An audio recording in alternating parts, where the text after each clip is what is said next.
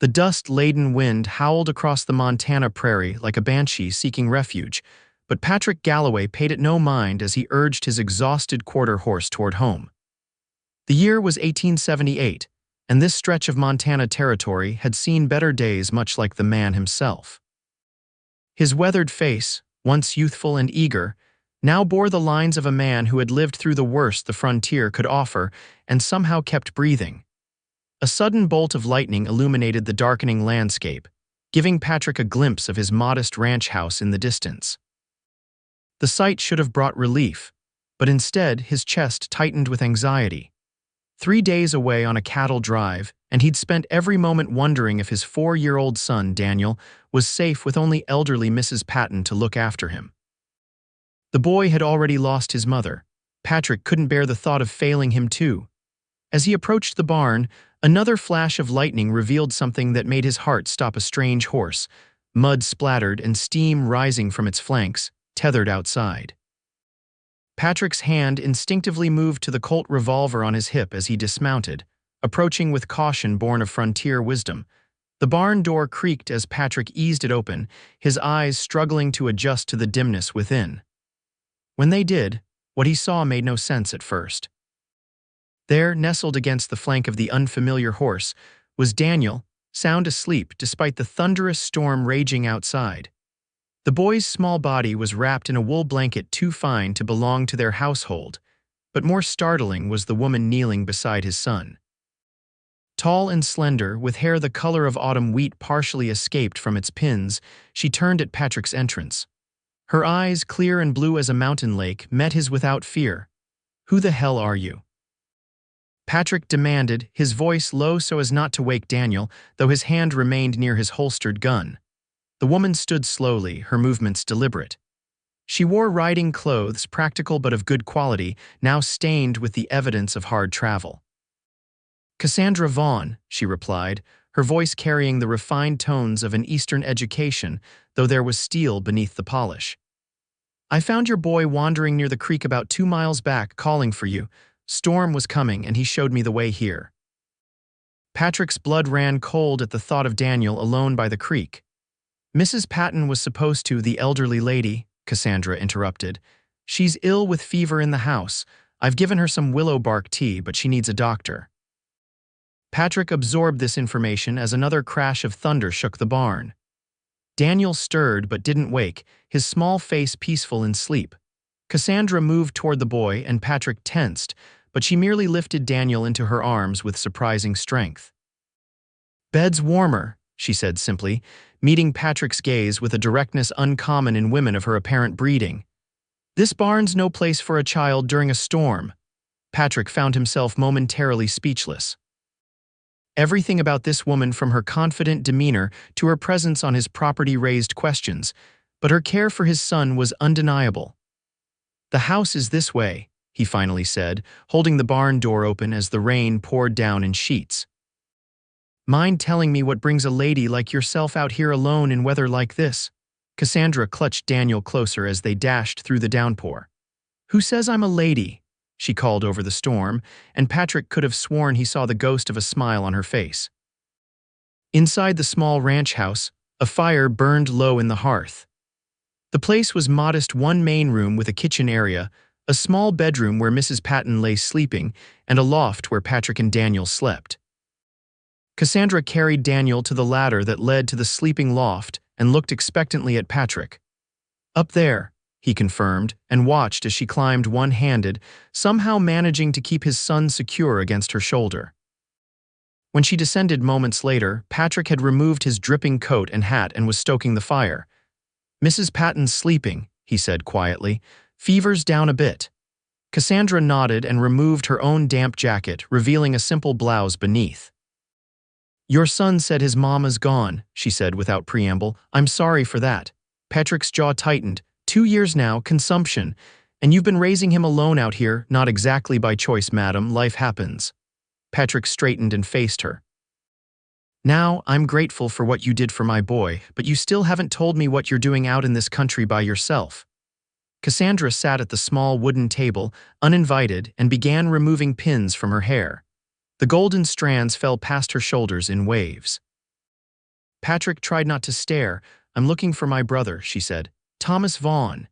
He came west 3 years ago, sending letters regularly until 6 months ago. My father's dying and I need to bring Thomas home." Patrick leaned against the mantelpiece, studying her. "No escort, no husband." Her laugh was brief and lacking humor. "No husband, and every escort my father suggested would have expected certain compensations for their troubles." Patrick's eyebrows rose. "So you just rode out from where Boston, New York, all by yourself?" "Philadelphia," she corrected. "And yes, I've been traveling for nearly a month. I have an old military map and Thomas's letters describing landmarks." She hesitated. "I believe he may have passed through here. He mentioned a small ranch owned by a widower with a young son." Patrick frowned. "Don't recall any Thomas Vaughn." "He wouldn't have used that name." Something in her expression changed, became guarded. "He left under difficult circumstances." Before Patrick could press further, Mrs. Patton's cough rattled from the small bedroom. Cassandra rose immediately, moving with purpose toward the elderly woman's room. "I should check on her," she said, and then added more softly, "I was trained as a nurse during the war." Patrick watched her disappear into the bedroom, his mind racing.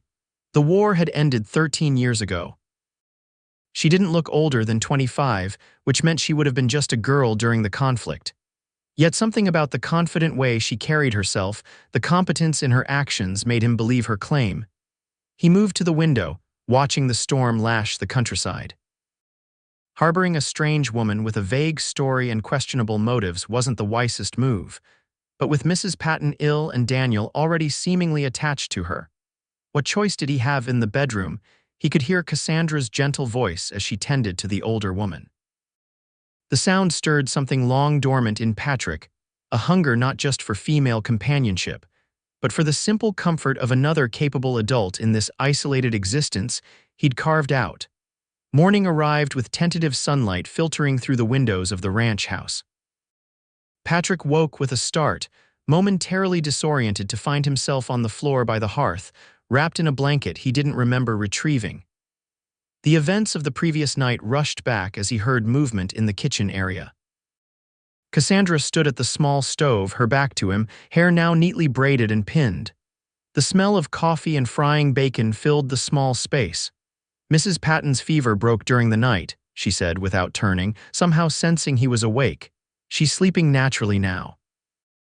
Patrick stood, feeling awkward in his rumpled clothes. "You didn't need to cook." "You've provided shelter," she replied simply, turning with a plate in hand. "It seems a fair exchange." A small noise from the loft drew their attention, and moments later Daniel's tousled head appeared at the top of the ladder. "Miss Cassie." The boy exclaimed with delight that made Patrick's heart twist with an emotion he couldn't name. When had his son last sounded so animated? Daniel scrambled down the ladder with alarming speed, running straight to Cassandra, who set the plate down just in time to catch him. "Good morning, little wanderer," she said, a genuine smile transforming her face. "Are you hungry?"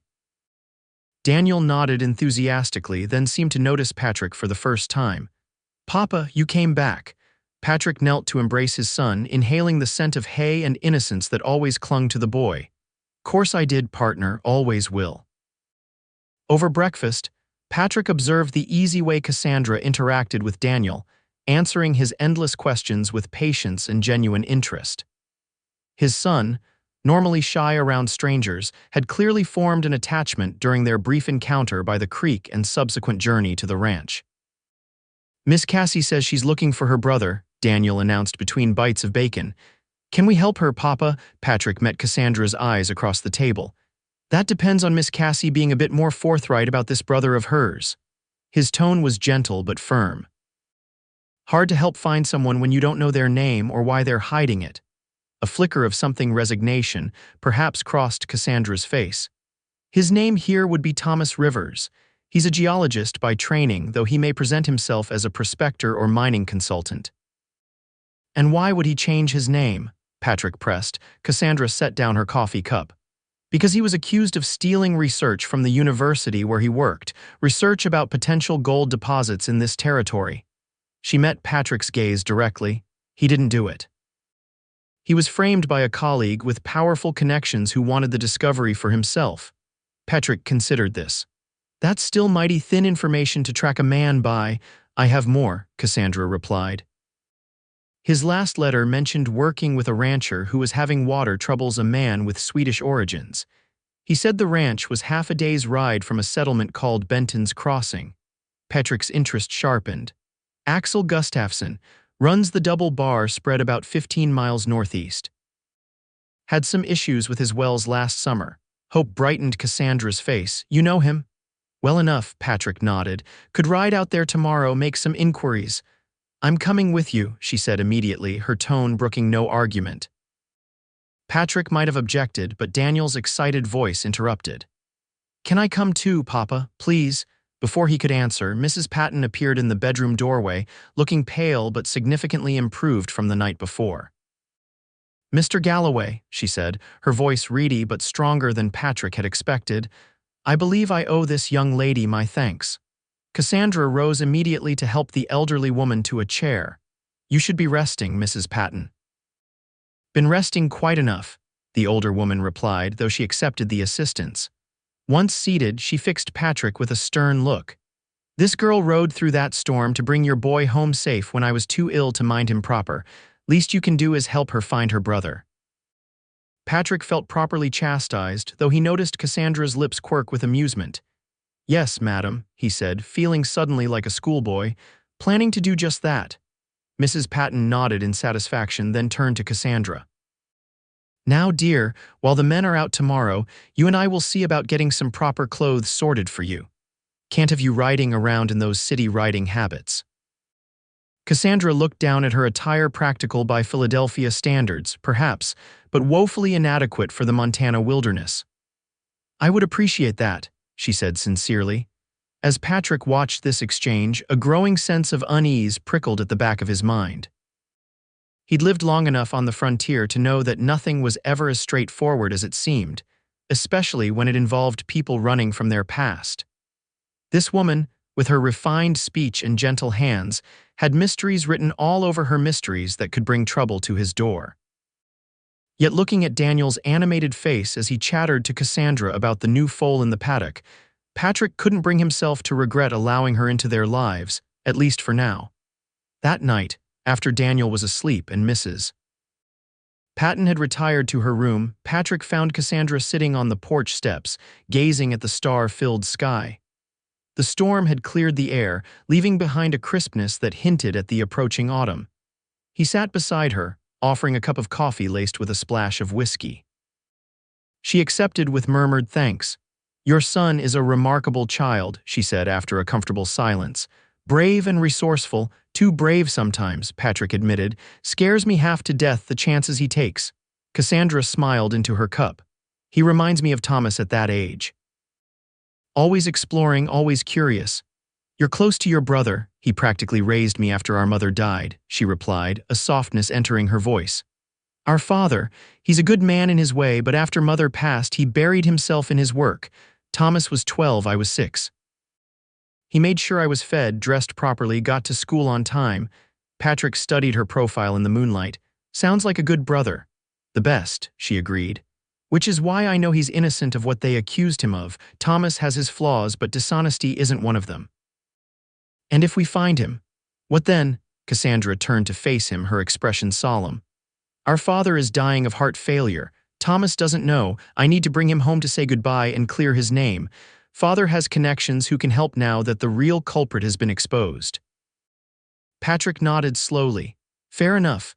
But Miss Vaughn, I need to be clear about something. I've got a boy who depends on me. If helping you puts him at risk in any way, I would never let that happen, she interrupted, her voice fervent. I've put no one in danger. I've been careful. Something in her tone made Patrick ask, Are you in danger, Miss Vaughn? The silence that followed was answer enough. The man who framed Thomas, she finally said, he doesn't know I've discovered evidence clearing my brother, but if he learns I'm looking for Thomas. He might try to stop you, Patrick finished. She nodded, her expression grim. Professor Hargrove has powerful friends and few scruples, but he doesn't know where I've gone. I left Philadelphia under the pretense of visiting relatives in Boston. Patrick took a long sip of his coffee, considering her words. Well, Miss Vaughn, seems to me you've gotten yourself into quite a tangle. I don't expect you to involve yourself beyond asking Mr. Gustafson about Thomas, she said quickly. Once I have a direction to search, I'll be on my way.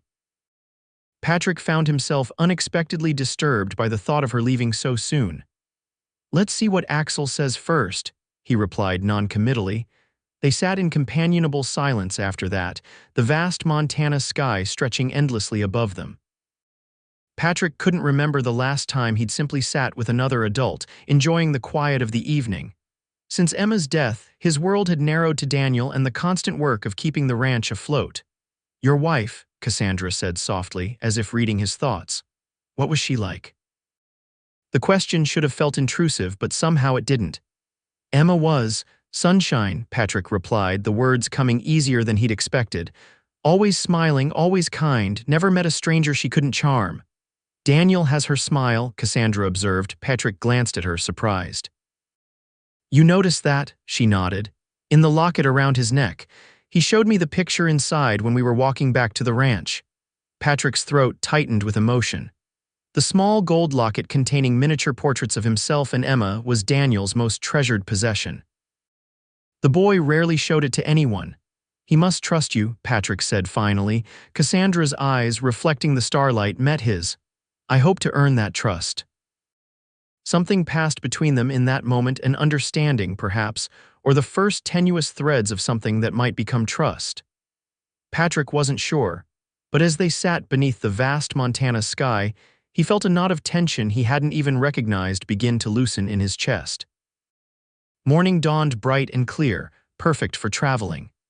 Patrick had risen early to complete the necessary chores before their journey to the Gustafson ranch. When he returned from the barn, he found Daniel already dressed and bouncing with excitement, while Mrs. Patton supervised Cassandra as she packed food for their journey. The transformation in Cassandra's appearance made Patrick pause in the doorway. Gone was the city-bred lady in her travel-worn riding habit. Instead, she wore a simple calico dress that must have belonged to Mrs. Patton in her younger days, with a leather belt cinched at her waist. Her hair was braided and pinned practically at the nape of her neck, and sturdy boots replaced her fine leather riding shoes. She looked up, catching him staring, and a faint flush colored her cheeks. Mrs.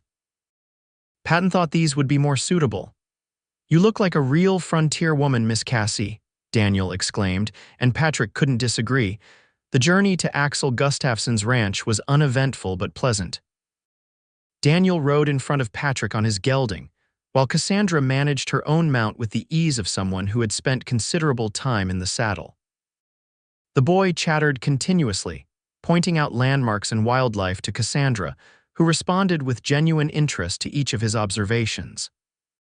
Patrick found himself studying her when she wasn't looking, the graceful line of her neck, the way the prairie wind teased strands of gold from her practical braid, the gentle curve of her smile as she listened to Daniel's stories. It had been a long time since he'd noticed such things about a woman, and the realization was both unsettling and strangely exhilarating. The Double Bar Ranch came into view around midday, a collection of well-maintained buildings nestled in a verdant valley with a creek running through it. Smoke rose from the chimney of the main house, and cattle grazed peacefully in the distance. Axel Gustafson himself emerged from the barn as they approached, wiping his hands on a rag. The big Swede's weathered face broke into a smile at the sight of Patrick and Daniel. Galloway, little man. He called, his accent still thick despite nearly 20 years in America. What brings you out this way? Patrick dismounted, helping Daniel down before extending a hand to Cassandra. He noted with appreciation that she dismounted smoothly, requiring minimal assistance. Axel, Patrick greeted the rancher. This is Miss Cassandra Vaughn. She's looking for her brother who might have worked for you last summer. Name of Thomas Rivers. Recognition dawned on the Swede's broad face. Rivers, yeah, good man, very smart with the water problems. His expression turned apologetic as he looked at Cassandra. But he has been gone many months now, miss. Disappointment flashed across Cassandra's features, but she quickly masked it.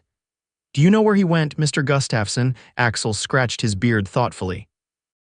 He spoke of heading north to the Helena area, said there were mining interests there who could use his knowledge.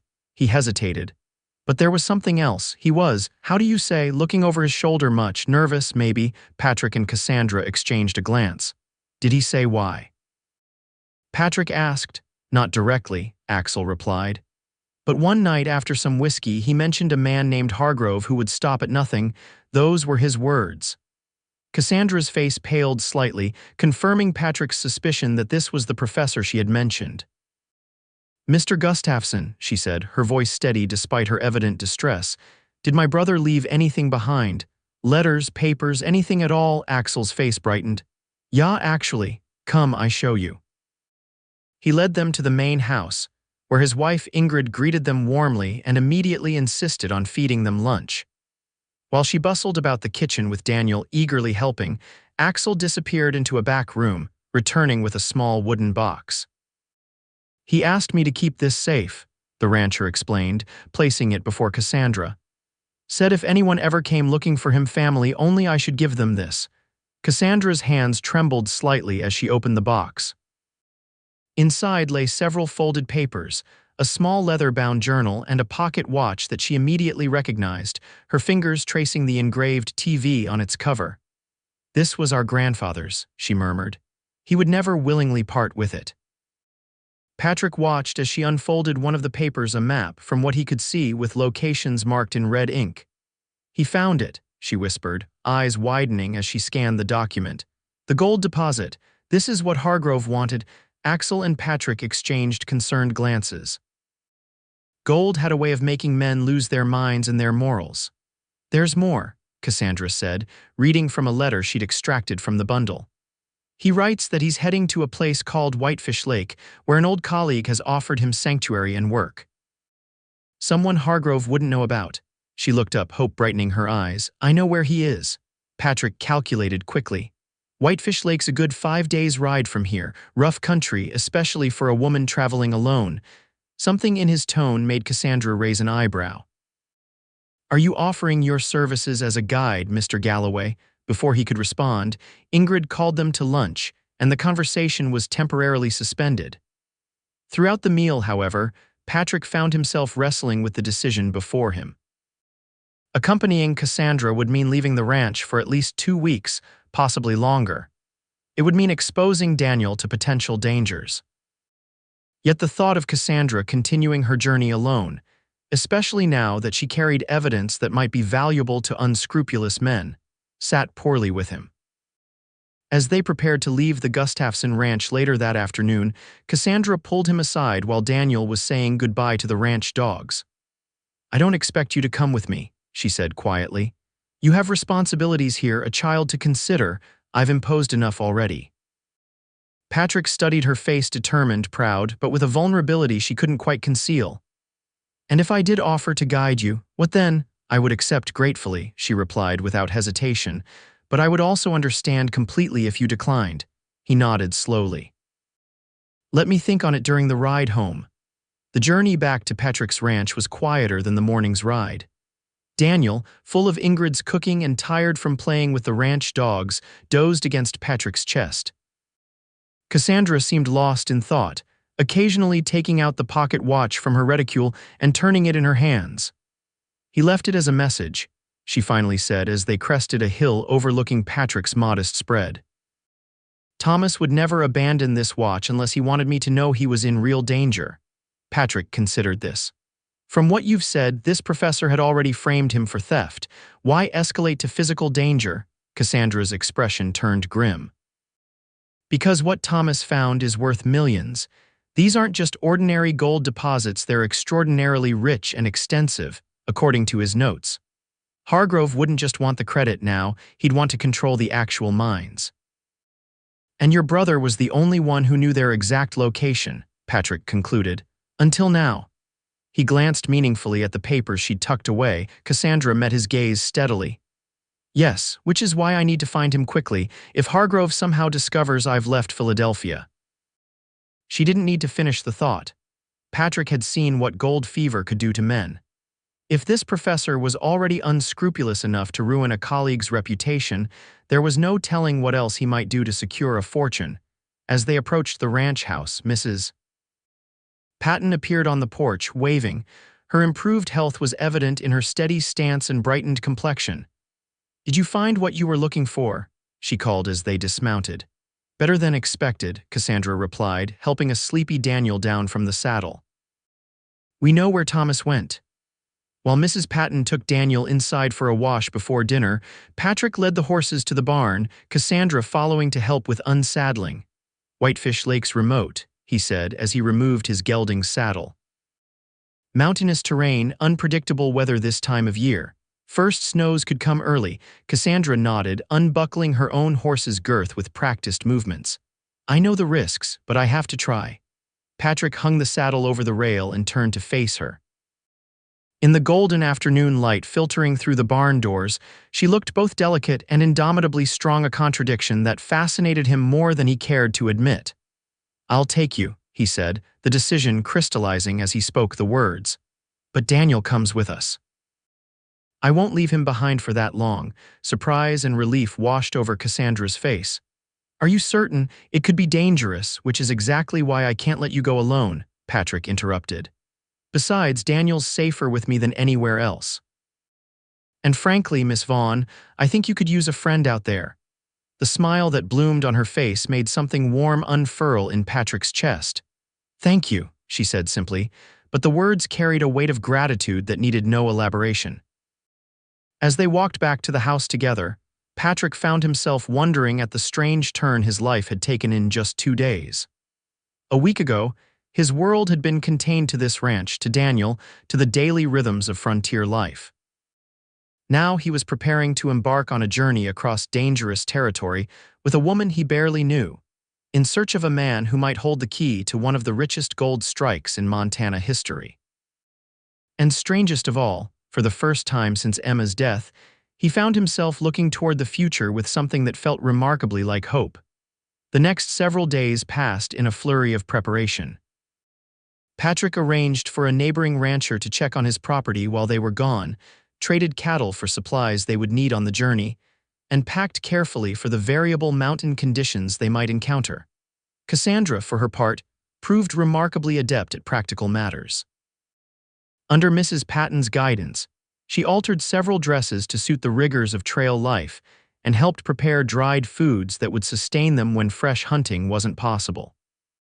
Her ability to shift between the refined lady of her upbringing and the practical frontier woman continually impressed Patrick.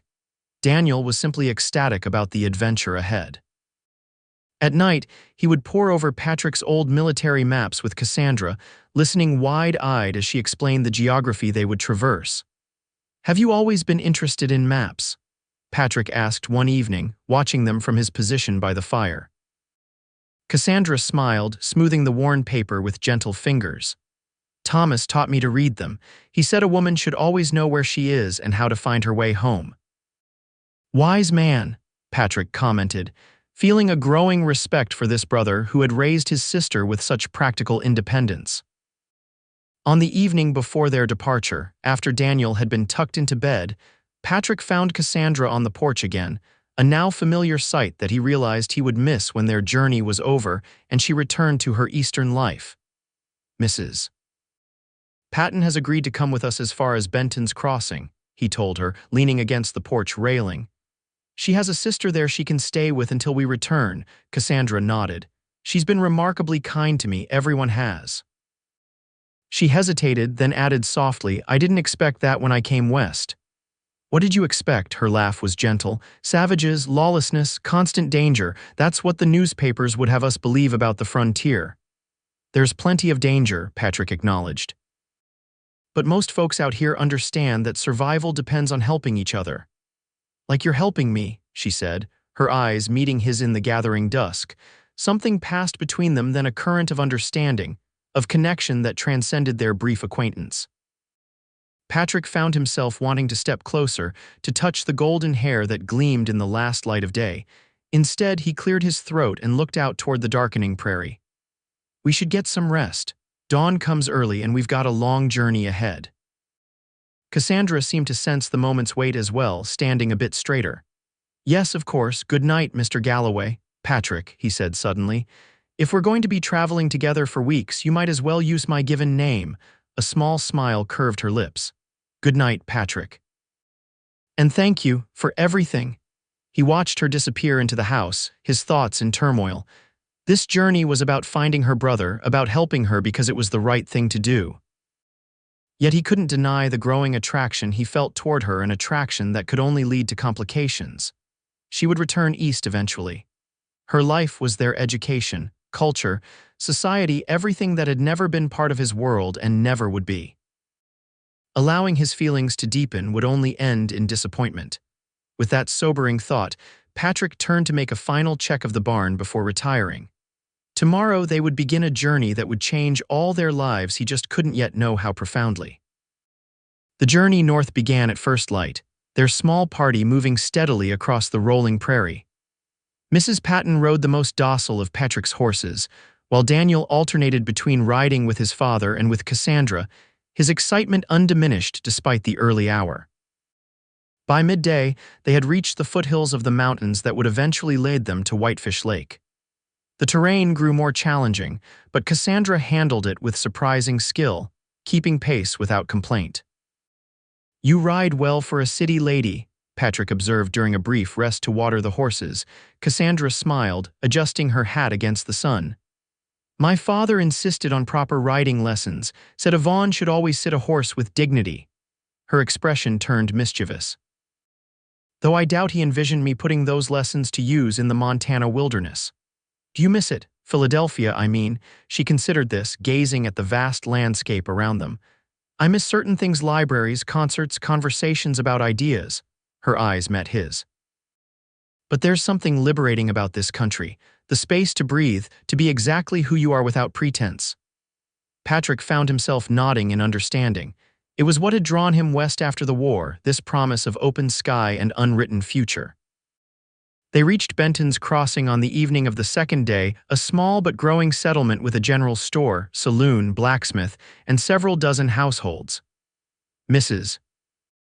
Patton's sister, a cheerful widow named Beatrice, welcomed them warmly, insisting they stay the night before continuing their journey. Over a hearty dinner, Beatrice regaled them with local gossip, including a tidbit that made Cassandra sit up straighter. "A gentleman geologist passed through about 4 months back," the older woman recalled. "Educated fellow, reminded me of a professor I once knew, said he was heading up to the Whitefish area to study the rock formations." Cassandra and Patrick exchanged a meaningful glance. "Did he give his name?" Cassandra asked, trying to keep her voice casual. "Rivers, I believe, Thomas Rivers." Beatrice smiled. "Very polite man, though he seemed in a hurry, didn't socialize much, just bought supplies and moved on." "Was he alone?" Patrick inquired, serving himself another helping of rabbit stew. Beatrice's brow furrowed in thought. "No, come to think of it, there was another man with him. Rough-looking sort, but Rivers introduced him as his field assistant.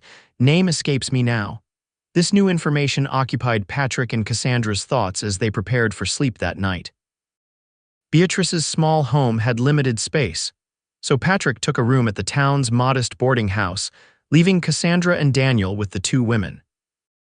In the quiet of his rented room, Patrick found himself thinking of Cassandra the way the lamplight had gilded her profile at dinner, the intelligent spark in her eyes as she carefully questioned Beatrice, the gentle way she had tucked an exhausted Daniel into bed. In just a few days, she had become an integral part of their small family unit, fitting into the spaces left empty by Emma's passing in ways he hadn't thought possible. The thought should have troubled him, but instead he found himself wondering what it might be like if she stayed. Not just for Daniel's sake, but for his own. Dawn found them preparing to continue their journey, now just the three of them. Daniel was subdued, having grown attached to Mrs. Patton, but Cassandra skillfully distracted him with stories and games as they traveled, drawing him out of his melancholy. "You're good with him," Patrick observed as they made camp that evening in a sheltered grove of pines. Daniel was nearby, carefully gathering small sticks for the fire under Patrick's watchful eye. Cassandra smiled, arranging their bedrolls near the fire pit. "He makes it easy. He's such a bright, curious child." "Emma wanted more children," Patrick said, the words emerging before he could consider them. "We had plans for a big family." Cassandra's hands stilled, her expression softening with compassion. "I'm sorry you lost that future." Patrick nodded, unable to articulate the complex grief that still lingered not just for Emma, but for the life they'd planned together. "Daniel's enough," he said finally. "More than enough, but sometimes I wonder if he's lonely.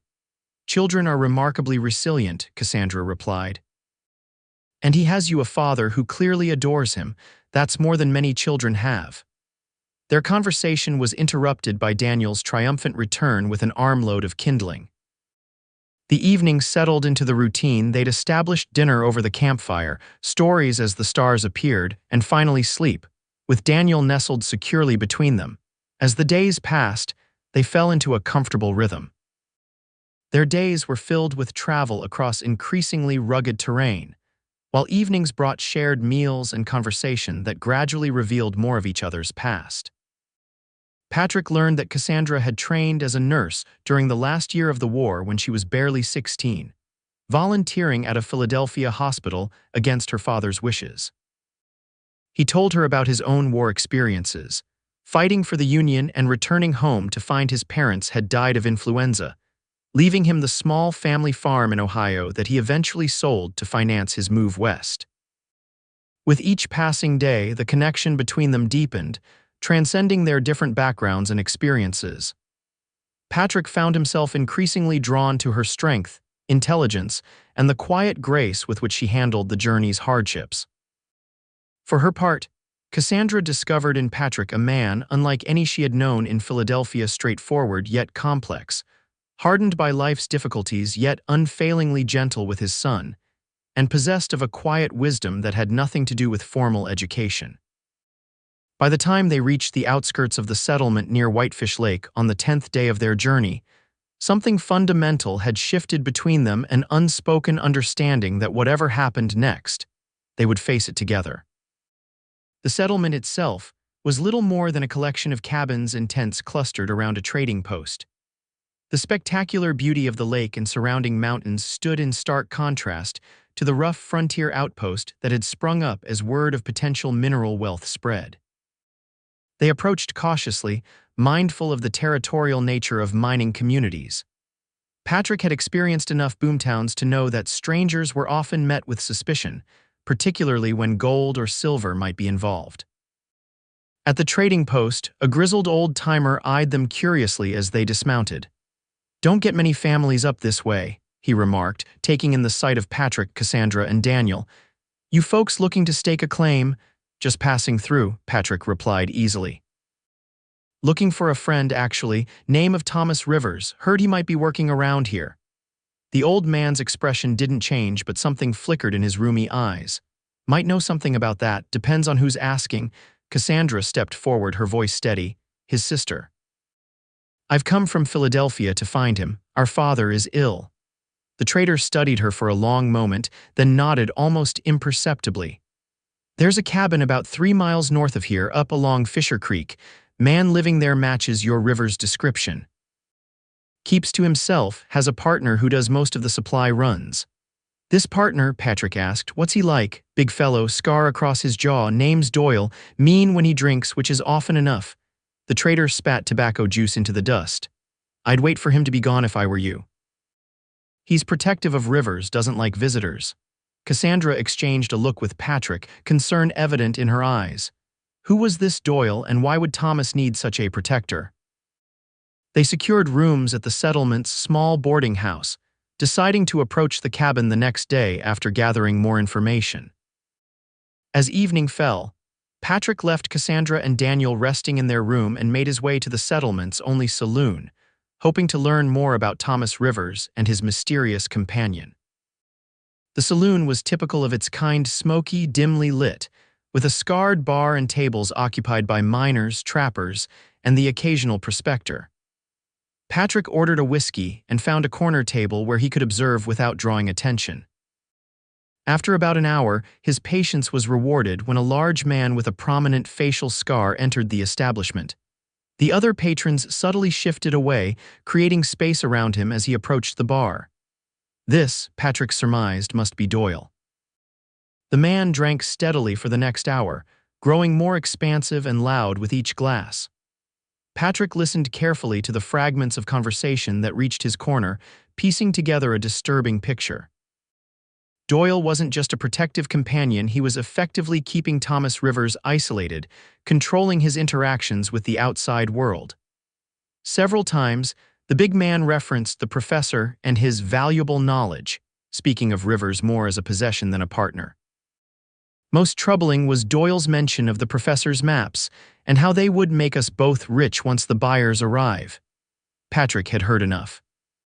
Finishing his drink, he slipped out of the saloon and returned to the boarding house, where he found Cassandra still awake, watching over a sleeping Daniel. "Your brother's being held against his will," Patrick said without preamble, keeping his voice low. "This Doyle character is planning to sell Thomas's knowledge and likely him along with it to the highest bidder." Cassandra paled but maintained her composure. "Did you hear when these buyers are expected?" "2 days from now," Patrick replied, "which means we need to get Thomas out tomorrow." "How if Doyle's as dangerous as you suggest? He's in the saloon now, drinking heavily. He'll likely stay there until late, then sleep it off. We'll go at first light while he's still passed out." Patrick sat beside her on the edge of the bed. "But you should prepare yourself. Your brother may not be in good condition if he's been held captive." Cassandra nodded, her expression resolute despite the fear in her eyes. "I've nursed wounded soldiers. Whatever state Thomas is in, I can handle it." Patrick reached out impulsively, covering her hand with his own. "We'll bring him home, Cassandra, I promise you that." She turned her hand beneath his, their fingers intertwining naturally. "Thank you for doing this, for risking so much for someone you've never met." What Patrick couldn't say was that he wasn't doing this only for Thomas Rivers. Somewhere along their journey north, Cassandra's cause had become his own, her happiness intertwined with his in ways he was only beginning to understand.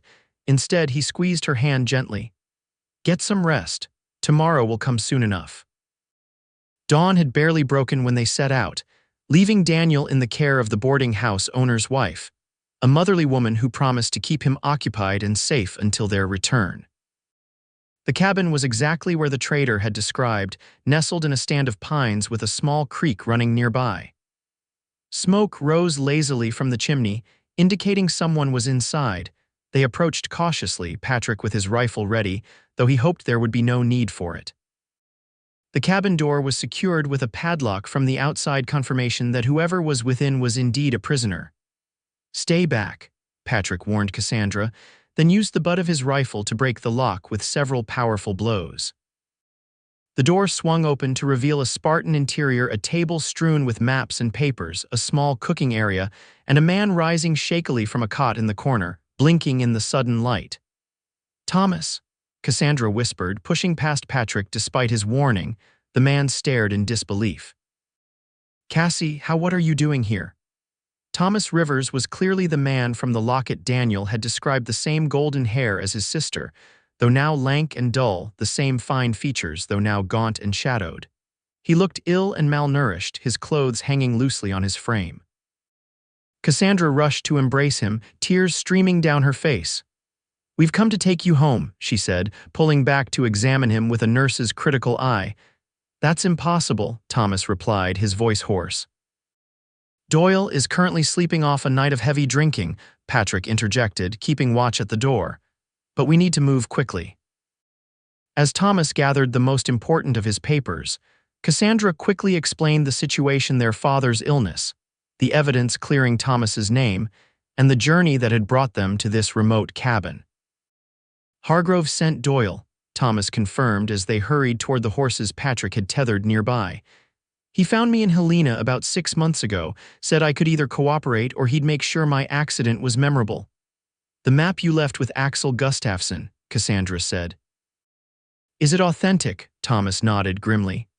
"That's what Hargrove wants. The deposit is massive, Cassie, worth millions, but the coordinates I gave to Doyle, the ones he's planning to sell, they're useless, lead to nothing but barren rock."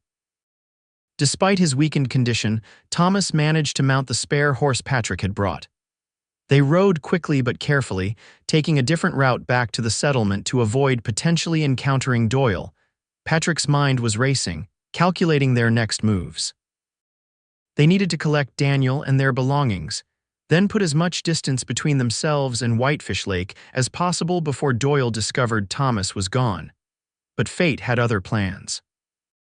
As they approached the settlement, a shot rang out, the bullet splintering a tree trunk just inches from Patrick's head.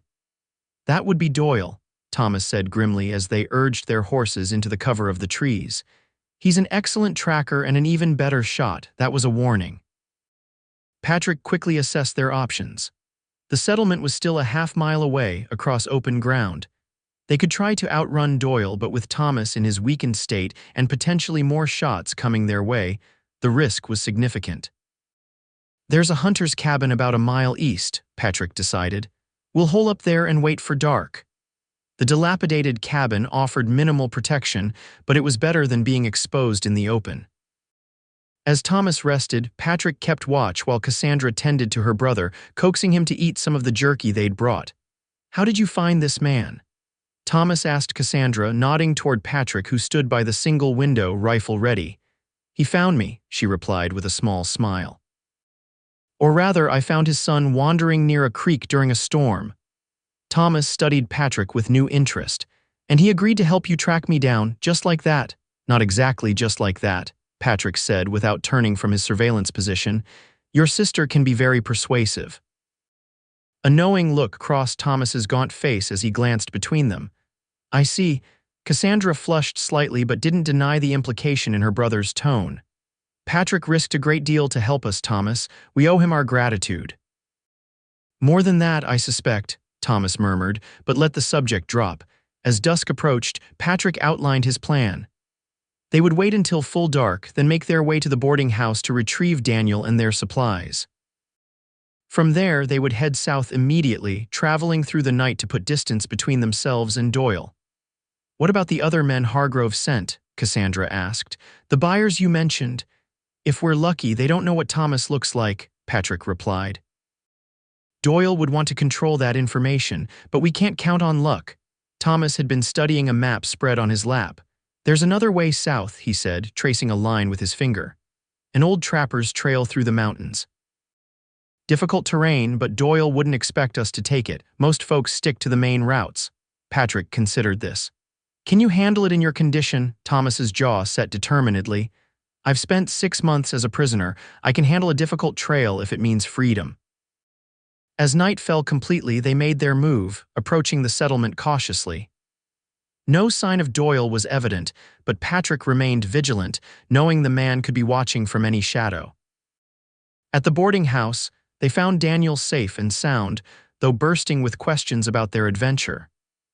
The boy took to Thomas immediately, fascinated by the idea of a real scientist joining their party. Within an hour, they were on the trail again, this time heading toward the mountain path Thomas had identified. The night was clear, with a 3/4 moon providing enough light to navigate by. They traveled in tense silence, every unexpected sound causing them to pause and listen for pursuit. By dawn, they had reached the beginning of the trapper's trail, little more than a narrow path winding up into the mountains. They paused to rest the horses and eat a cold breakfast. "Once we're over the first ridge, we should be harder to track," Thomas said, studying the terrain ahead. "But it's slow going from here." Patrick nodded in agreement. "We'll take it steady. No sense risking the horses on this ground." Daniel had fallen asleep against Cassandra's side, exhausted from the night's journey. She stroked his hair gently, her face tender in the early morning light. "He's taken quite a shine to you," Thomas observed quietly. "The feeling is mutual," she replied, smiling down at the sleeping child. Thomas's expression grew serious. "What happens when this is over, Cassie, when we've returned to Philadelphia?" The question hung in the air, heavy with implications. Patrick busied himself checking the horse's tack, pretending not to listen, though every fiber of his being was attuned to her answer. "I don't know," Cassandra admitted after a long pause. "Father needs us now, but after that." She looked up, her eyes meeting Patrick's across the small clearing despite his attempt to appear occupied. "I've found things here I never expected to find." Thomas nodded, understanding more than was said. Life has a way of presenting us with unexpected paths. They continued their journey as soon as Daniel woke, the trail growing steeper and more challenging as they ascended. By midday, they had reached a vantage point that allowed them to look back the way they had come. "Riders," Patrick said grimly, pointing to dust in the distance. "3, maybe 4. Doyle found the buyers," Thomas confirmed. "They'll be following the main trail, expecting us to take the easiest route south." "How long before they realize we've taken this path instead?" Cassandra asked. Patrick considered the terrain and distance. A day, maybe less if Doyle is as good a tracker as you say. Then we keep moving, she said resolutely, helping Daniel back onto the horse she shared with him. The next 2 days were among the most grueling of the journey. The trappers' trail was treacherous in places, requiring them to dismount and lead the horses across particularly difficult sections. Thomas grew stronger with each passing day, his spirit reviving with freedom and his sister's care, though he remained thin and easily fatigued. On the evening of the second day, they made camp in a protected hollow near a small alpine lake. No sign of pursuit had been evident, allowing them to risk a small fire for warmth and cooking. As Cassandra prepared a simple stew from their provisions, Patrick found himself watching the competent movements of her hands, the way the firelight caught in her hair, the gentle smile she offered Daniel as he helped arrange stones around the fire pit. Thomas, sitting nearby and observing Patrick's expression, moved closer to speak privately. "You care for my sister," he said. It wasn't a question, Patrick didn't bother denying it. "More than I expected to," he admitted. "Though I know she has a life waiting for her back east. Does she?" Thomas mused. "The Cassie I'm seeing now seems very different from the society lady our father was grooming her to be." Before Patrick could respond, Daniel called from the fireside. "Papa, Miss Cassie says the stew's ready." The conversation ended there, but Thomas's words lingered in Patrick's mind throughout the evening. As they ate their simple meal and later prepared for sleep, he found himself wondering what future Cassandra truly wanted and whether there might be room in it for him and Daniel. The next morning brought a dramatic change in the weather. Dark clouds rolled in from the west, and the temperature dropped noticeably. "Snow's coming," Patrick observed, studying the sky with concern. "We need to get to lower elevation before it hits." They broke camp quickly, pushing the horses as fast as was safe on the treacherous trail. By midday, fat snowflakes began to fall, at first melting as they hit the ground, but soon beginning to accumulate. "There's a line cabin about 3 miles ahead," Thomas said, consulting his mental map of the region. "Used by hunters and trappers, we might be able to wait out the storm there." The snow was falling heavily by the time they reached the cabin, a sturdy if rustic structure built of logs and chinked with moss and mud. Inside, they found a simple layout. One room with a stone fireplace, a rough table and chairs, and wooden platforms for sleeping. "We should bring the horses in if possible," Patrick said, assessing the space. "They'll freeze out there if this storm gets worse." Together, he and Thomas cleared enough space at one end of the cabin to accommodate their mounts. It would be cramped, but the animals' body heat would actually help keep the space warmer. Cassandra and Daniel worked to start a fire with the dry wood stacked neatly by the hearth, while Patrick and Thomas unsaddled the horses and arranged their gear. Outside, the snow continued to fall, now whipped by increasingly strong winds. The storm had arrived in full force, trapping them in the cabin for what could be days. As night fell, they gathered around the fire, sharing the last of their prepared food and taking stock of their situation. The cabin's previous occupants had left some basic supplies: coffee, flour, dried beans, and a small amount of salt pork which would supplement their own provisions. Daniel, excited by the adventure of being snowbound, asked Thomas endless questions about science and the natural world, which the geologist answered with surprising patience given his recent ordeal. Later, as Daniel finally succumbed to sleep, Thomas took Patrick aside while Cassandra organized their bedrolls. "If the snow keeps up like this, Doyle and his men will lose our trail completely," he said quietly. "It might be the best thing that could have happened." Patrick nodded in agreement. "Still, we're stuck here until it lets up enough to travel. About what we discussed last night," Thomas continued, glancing toward his sister, "Cassie deserves happiness. After our mother died, she sacrificed much of her childhood to help raise me, then her youth to nurse soldiers and care for our father. She's never really lived for herself." Patrick's gaze followed Thomas's to where Cassandra was gently tucking blankets around Daniel's sleeping form. "What are you saying?" "I'm saying that if you care for her as I suspect you do, don't assume she belongs in Philadelphia. Ask her what she wants." Thomas placed a hand on Patrick's shoulder, "And know that you have my blessing for whatever that's worth." The storm raged for 3 days, confining them to the small cabin. Despite the close quarters and limited provisions, these days developed a rhythm and intimacy that bound them together in unexpected ways. During the day, they took turns telling stories, playing simple games with Daniel, and tending to the horses. Thomas regained strength daily, the haunted look in his eyes gradually replaced by renewed vigor as he shared his scientific knowledge and discoveries with an eager audience. In the evenings, after Daniel was asleep, the adults would talk in low voices by the fire, sharing hopes, fears, and fragments of their pasts. Patrick spoke of Emma more openly than he had in years, finding that the memories brought more comfort than pain when shared with understanding listeners. Cassandra revealed more of her life in Philadelphia, the stifling social expectations, her father's controlling nature despite his fundamental good intentions, her growing discontent with a future that seemed predetermined. "I always felt like I was playing a part," she admitted on the third night, firelight playing across her features. "The dutiful daughter, the proper young lady. Only when I was nursing during the war did I feel truly useful, truly myself." "And now?" Patrick asked, his voice quiet but intent. "Who are you now, Cassandra Vaughn?" She met his gaze directly, something resolute in her expression. "I'm not entirely sure yet, but I know I'm not the same woman who left Philadelphia." Her eyes held his, unflinching. "And I don't think I can go back to being her." Thomas, observing this exchange from his place by the wall, smiled slightly before turning his attention to his notes, giving them what privacy was possible in the confined space. On the morning of the fourth day, they awoke to silence. The howling wind had finally ceased. Patrick opened the cabin door to find nearly 3 feet of snow blanketing the landscape, but clear blue sky overhead. "We won't be moving today," he announced, closing the door against the biting cold. "Maybe not tomorrow either. Snow this deep will make the trail impassable until it compacts some." "At least the storm will have covered our tracks completely," Thomas pointed out. "Even Doyle won't be able to follow us now." They settled into another day of waiting, though with the knowledge that they were safe from pursuit, the atmosphere was considerably lighter.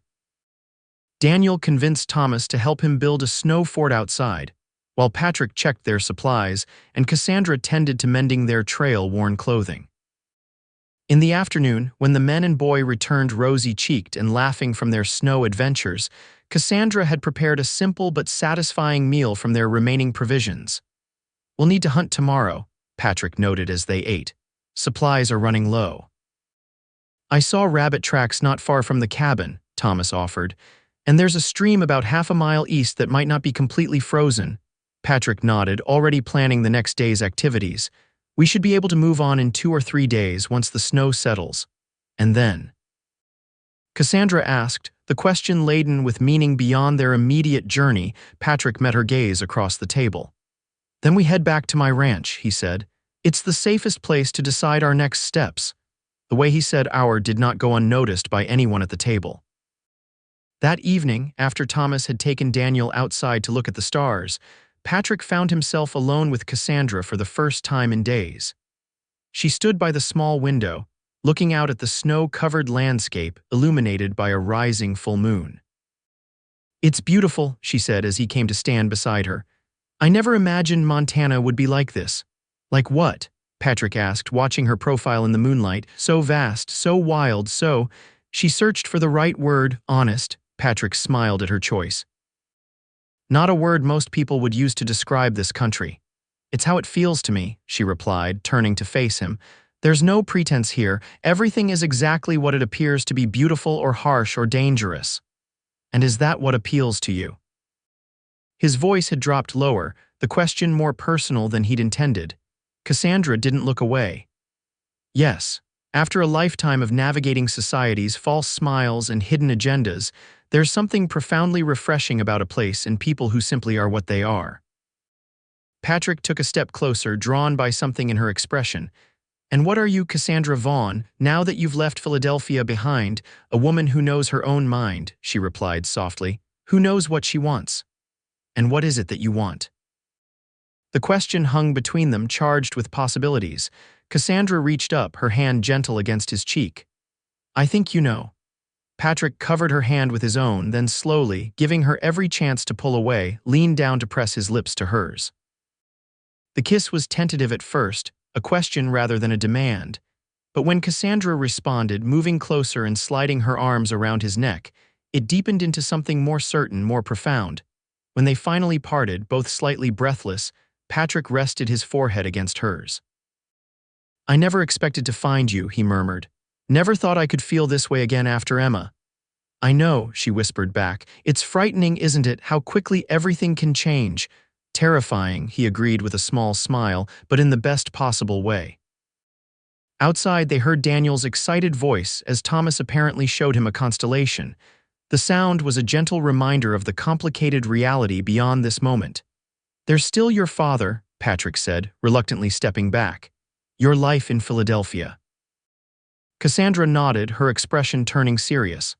"Yes, and I do need to return, at least for a time. Thomas needs to clear his name, and father deserves to see him before." She didn't finish the thought. "I understand," Patrick said, and he did. Family obligations were something he respected deeply. But after, the smile that illuminated her face was answer enough, even before she said, "After, I think Montana might need a nurse with Eastern training, especially one who isn't afraid of a little snow." The next few days passed in a blend of practical necessities and newfound joy.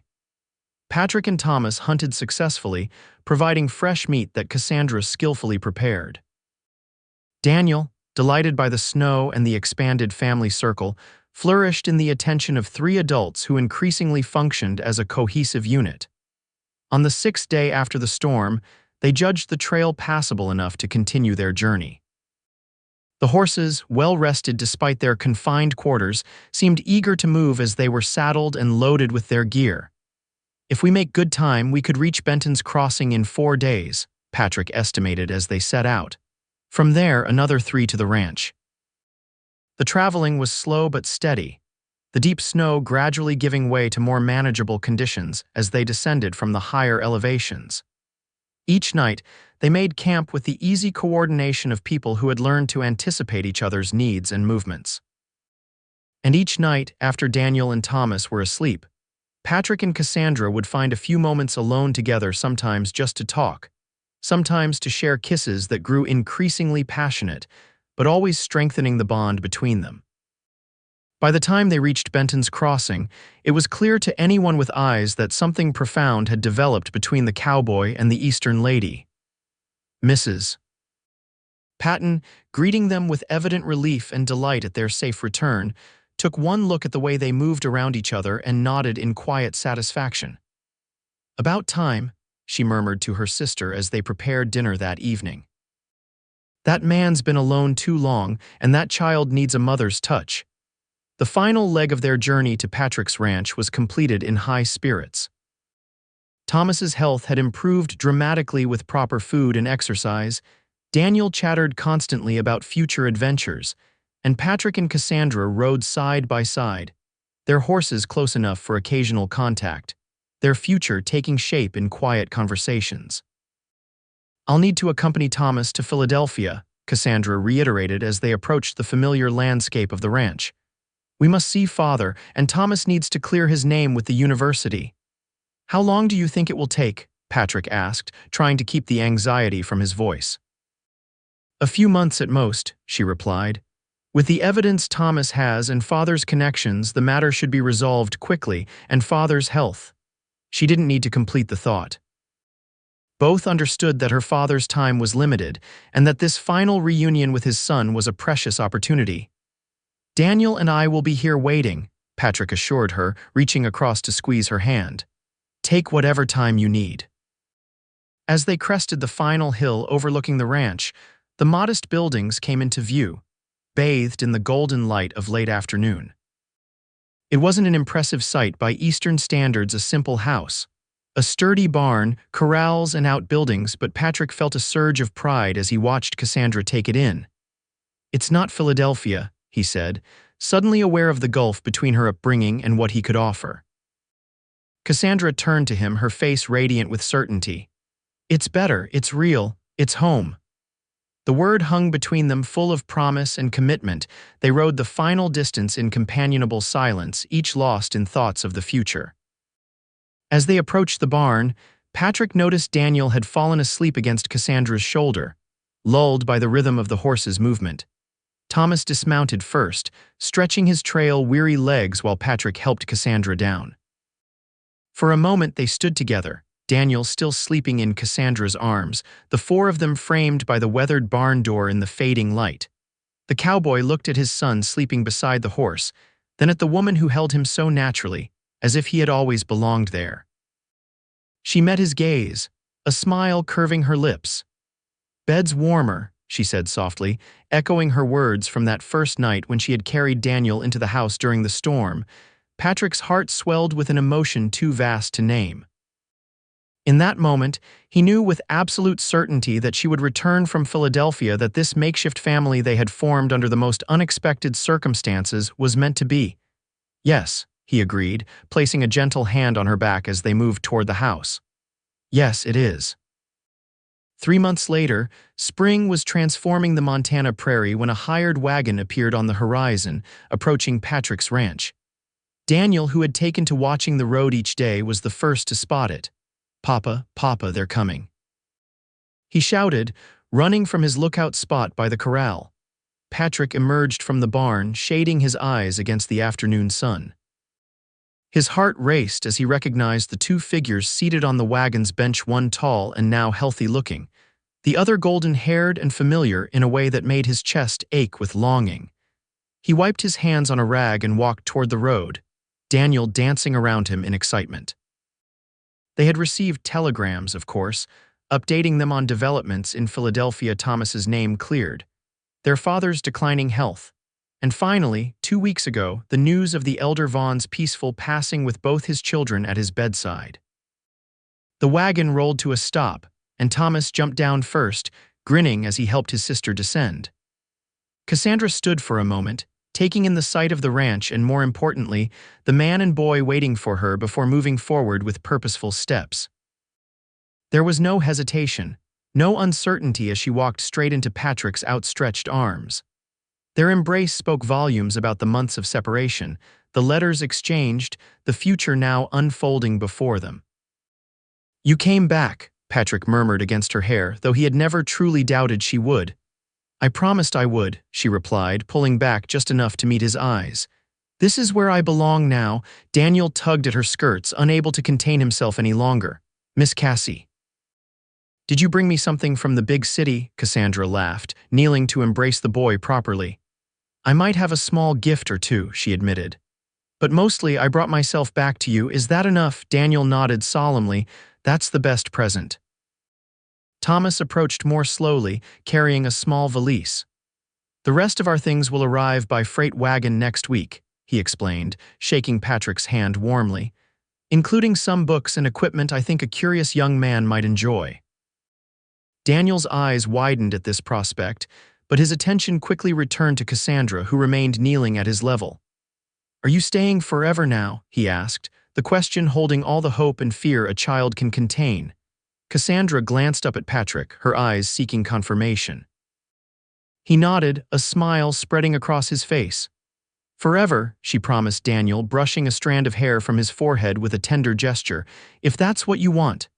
"We both want that very much," Patrick said, his voice husky with emotion. That evening, after a celebratory dinner during which Thomas announced his plans to establish a small geological survey office in the growing town of Helena, Patrick and Cassandra finally found themselves alone on the porch. Daniel had reluctantly gone to bed, extracting promises from both Thomas and Cassandra that they would still be there in the morning. "He was afraid you wouldn't come back," Patrick admitted as they sat side by side, watching the stars appear in the darkening sky. "Truth be told, so was I a little." Cassandra turned to face him, moonlight silvering her features. "Why would you doubt me?" Patrick shrugged, suddenly feeling foolish. "Philadelphia has a lot to offer that Montana doesn't. Culture, society, convenience, none of which matter compared to what I have here," she interrupted firmly. She took his hand, her fingers warm against his. "Patrick, I've spent my whole life doing what was expected of me, fitting myself into spaces others designed. For the first time, I've chosen my own path, and it leads here to you and Daniel." The sincerity in her voice dispelled his lingering doubts. Patrick reached into his pocket, withdrawing a small, worn velvet box. "I've been carrying this since the day after you left," he said, opening it to reveal a simple gold band set with a small, perfect diamond. "It was my mother's. I've been waiting to ask until I was sure you were certain about this life." Cassandra's eyes shimmered with unshed tears as she looked from the ring to his face. "Ask me now," she whispered. Patrick took her hand, his own trembling slightly as he prepared to speak the words he'd rehearsed countless times during her absence. "Cassandra Vaughn, I never expected to love again after losing Emma. Never thought I'd find someone who could be both partner and friend, who could love my son as her own, who would fit so perfectly into this life I've built." He paused, gathering his courage. "Will you marry me? Be Daniel's mother and my wife, build a future here together." "Yes," she answered without hesitation, the certainty in her voice matching the love in her eyes. "1,000 times yes." As he slipped the ring onto her finger and pulled her into a kiss that promised a lifetime of tomorrows, Patrick reflected on the strange, winding path that had brought them to this moment. A storm, a lost child, a desperate sister searching for her brother, seemingly random events that had converged to create something beautiful and lasting. Their wedding took place 2 weeks later, a simple ceremony in the town church, attended by neighbors, friends, and the small but growing community that had welcomed Cassandra as one of their own. Mrs. Patton cried unabashedly, claiming credit for bringing them together, while Thomas stood proudly as Patrick's best man, his plans for establishing his geological office already taking shape. Daniel, dressed in his Sunday best and taking his role as ring-bearer with utmost seriousness, beamed throughout the ceremony. When the minister pronounced them husband and wife, the boy was the first to cheer, his joy infectious as Patrick gathered both him and Cassandra into an embrace that symbolized their new family. The years that followed brought changes and growth to the Galloway family.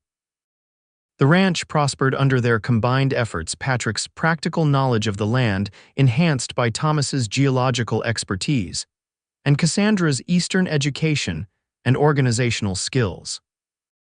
Thomas established his survey office in Helena as planned, but spent nearly as much time at the ranch, especially after the birth of his niece, Emma Catherine Galloway, just 10 months after the wedding. A son, Michael Thomas, followed 2 years later, and the modest ranch house had to be expanded to accommodate the growing family. Cassandra established a small infirmary on the ranch that gradually became a crucial medical resource for the surrounding area. Her nursing skills, combined with books and supplies ordered from the East, filled a vital need in the community, and she found herself fulfilled in ways she had only glimpsed during her wartime hospital work.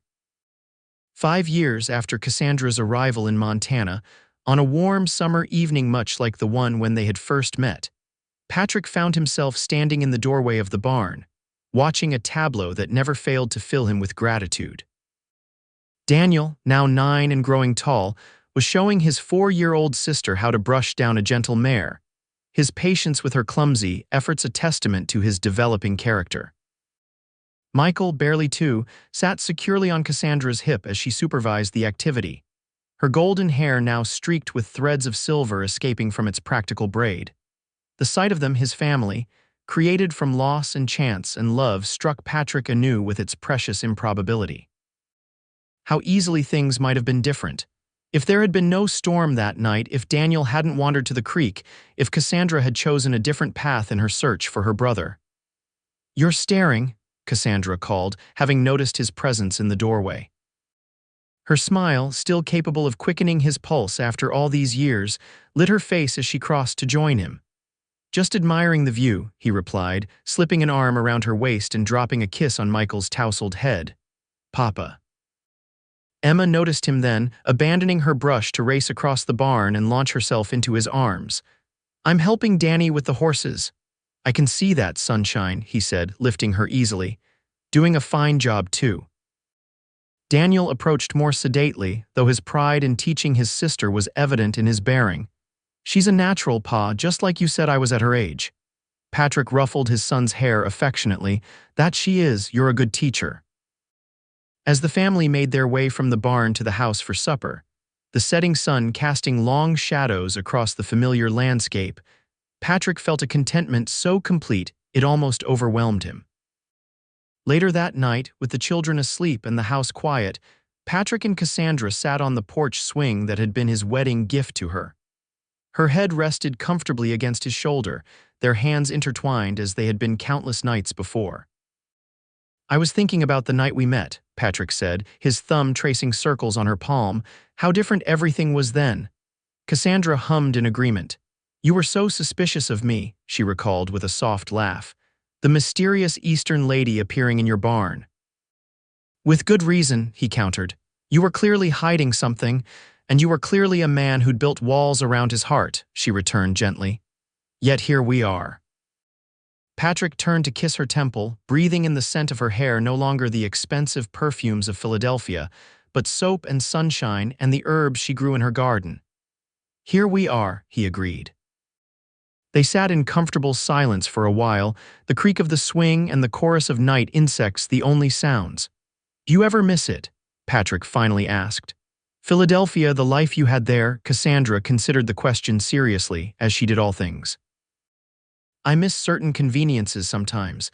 I miss libraries and concerts occasionally." She shifted to look into his eyes. "But I have never, not for one moment, regretted my choice to stay here with you and Daniel."